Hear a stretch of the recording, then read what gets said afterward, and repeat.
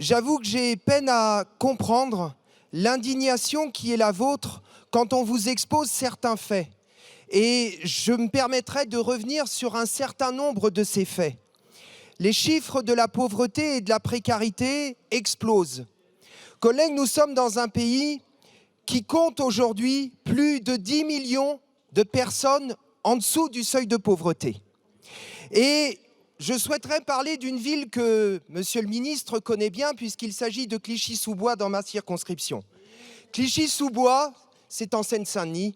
Clichy-sous-Bois est la ville la plus pauvre de Seine-Saint-Denis. 42% de la population de Clichy-sous-Bois vit en dessous du seuil de pauvreté.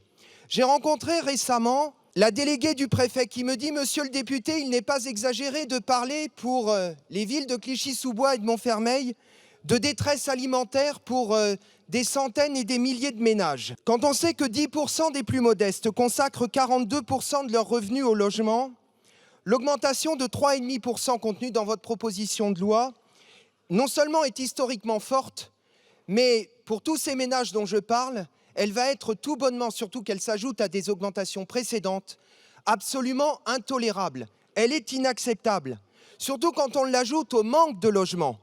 Dans le même département de Seine-Saint-Denis dont je parle, c'est plus de 120 000 demandes de logement qui sont non satisfaites. Donc vous ajoutez à toutes les causes de la crise que nous connaissons déjà des éléments supplémentaires et je vous invite à être raisonnable et je vous invite à considérer ce qui est en train de s'accumuler dans ce pays. Alors on a bien vu ce matin que la colère immense accumulée dans ce pays, vous n'y étiez guère attentif. Merci, Mais monsieur le député. il conviendrait d'y être attentif, justement.